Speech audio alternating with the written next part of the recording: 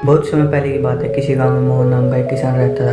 वह बड़ा मेहनती और ईमानदार था। अपने अच्छे व्यवहार के कारण दूर दूर तक लोग उसे जानते थे और उसकी प्रशंसा भी करते थे। पर एक दिन जब वह देर शाम तक खेतों में काम करे लौट रहा था, तो तभी उसे रास्ते में कुछ लोगों को बातें करते सुना। हुए सभी उसके बारे में बात कर रहे थे। मोहन अपनी प्रशंसा सुनने के लिए उन्हें बिना बताए धीरे धीरे उनके पीछे चलने लगा। पर उसने उनकी बातें सुनी तो पाया कि वे सभी उसकी बुराई कर रहे थे। वो बोल रहे थे कि मोहन घमंडी है, तो कोई बोल रहा था कि सब जानते हैं कि वो अच्छा होने का दिखावा करता है। मोहन ने इससे पहले सिर्फ अपनी प्रशंसा सुनी थी, पर इस घटना का उसके दिमाग पर बहुत बुरा असर पड़ा। अब वह जब भी कुछ लोगों को बातें करते देखता तो उसे लगता कि उसकी बुराई कर रहे हैं, और यहाँ तक कि अगर कोई उसकी तारीफ करता तो भी उसे लगता है कि उसका मजाक उड़ाया जा रहा है। धीरे धीरे ये सभी ये महसूस करने लगे कि मोहन बदल गया, और उसकी पत्नी ने भी उसके व्यवहार में आए बदलाव से दुखी रहने लगी। और फिर एक दिन उसने पूछा कि आजकल आप इतने परेशान क्यों रहते हो, कृपया करके मुझे इसका कारण बताएं। मोहन ने उदास होते हुए उस दिन की बात बता दी। पत्नी को कुछ समझ में नहीं आया कि अब क्या किया जाए। तभी ध्यान में आया कि पास के गांव में एक सिद्ध महात्मा आए हुए हैं। वो बोले, स्वामी, मुझे पता चला है कि पड़ोस के गांव में एक सिद्ध महात्मा आए हुए हैं। चलिए हम उनसे इस बात का कुछ समाधान पूछते हैं जी। अगले दिन वो महात्मा जी के पास गए। मोहन ने सारी घटना बताई और बोला, महाराज, उस दिन के बाद सभी मेरी बुराई कर रहे हैं और झूठी तारीफ कर रहे हैं। कृपया करके मुझे बताएं कि मैं वापस से अपनी साख कैसे बना सकता हूँ। जी मोहन की समस्या समझ चुके थे। पुत्र, तुम अपनी पत्नी को घर ले जाओ, आज रात को मेरे शिविर में ठहरो। मोहन ने ऐसे ही किया।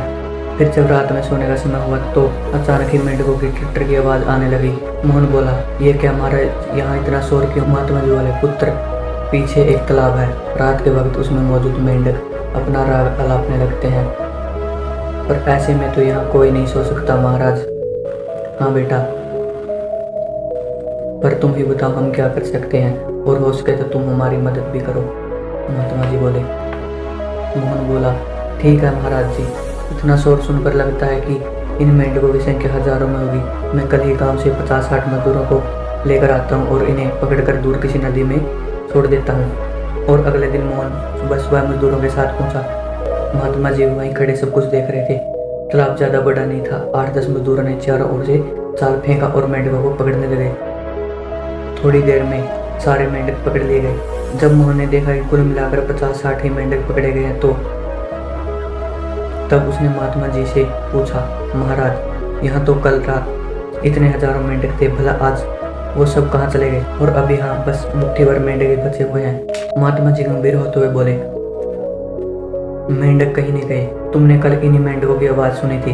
ये मुट्ठी भर मेंढक इतना शोर कर रहे थे, तुम्हें लगा कि हजारों मेंढक शोर कर रहे हैं। पुत्र, इसी प्रकार जब तुमने कुछ लोगों को अपनी बुराई करते सुना तो तुम भी यही गलती कर बैठे।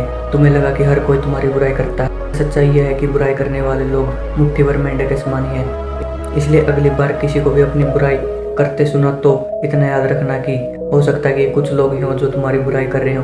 बात को भी समझना कि भले तुम ही कितने अच्छे क्यों ना हो, कुछ लोग ऐसे होंगे ही होंगे जो तुम्हारी बुराई करेंगे। अब मोहन अपनी गलती का एहसास कर चुका था और वह पुनः पुराने वाला मोहन बन चुका था।